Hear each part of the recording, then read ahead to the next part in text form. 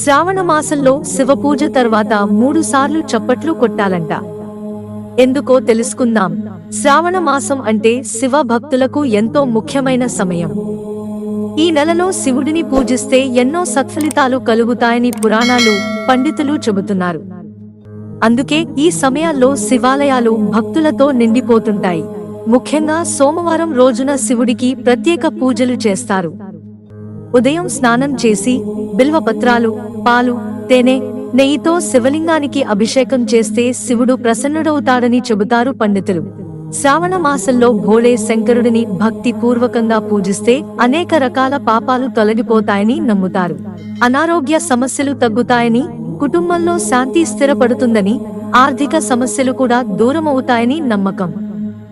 ఎవరు శ్రద్ధగా శివుడి నామస్మరణ చేస్తారో వారికి శాంతి, ఐశ్వర్యం కలుగుతుందంటారు. దురదృష్టం తొలగి ఇంటికి సిరి సంపద, సౌభాగ్యం చేరుతుందన్నది భక్తుల అఖండ నమ్మకం. ఈ నెలలో భోళేశంకరుడిని భక్తి శ్రద్ధలతో విశేష పూజలు చేస్తే అకాల మరణం దూరమవుతుంది అని పూర్వీకులు నమ్మారు. కుటుంబంలో కలహాలు నివారించబడి సిరి సంపద, ఆయురారోగ్యం చేకూరుతాయని పెద్దలు చెబుతారు.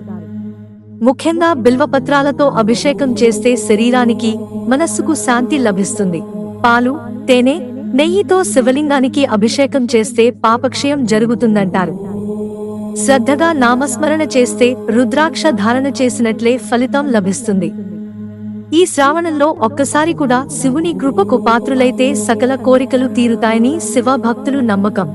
అయితే శ్రావణ మాసంలో శివుడి పూజలో కొందరు చేసే మరో ప్రత్యేకమైన ఆచారం చప్పట్లు కొట్టడం. శివాలయం వద్ద పూజ చేసిన తర్వాత కొందరు 3 సార్లు చేతులు చప్పట్లు కొడతారు. దీని వెనుక కూడా ఓ రహస్యమే ఉందని పండితులు అంటున్నారు. ఉజ్జయిని పండితులు చెప్పిన వివరాల ప్రకారం మొదటి చప్పట్లు శివుడికి నేను ఇక్కడ ఉన్నానని తెలియజేయడం అని, రెండవది నా కోరికలు విను అని ప్రార్థన, మూడవది నీ ఆశీస్సులు నాకు దొరకాలి అని భావన అని పండితులు తెలిపారు.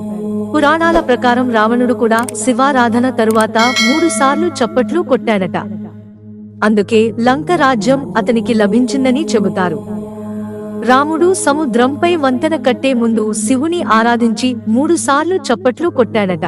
ఆ విధంగా చప్పట్లు శివుడితో మనిషి మధ్య బంధాన్ని మరింత బలపరుస్తాయని పెద్దలు చెప్పుకుంటారు. అయితే ఏ సమయంలో పడితే ఆ సమయంలో చప్పట్లు కొట్టడం సరైనది కాదని పండితులు హెచ్చరిస్తున్నారు.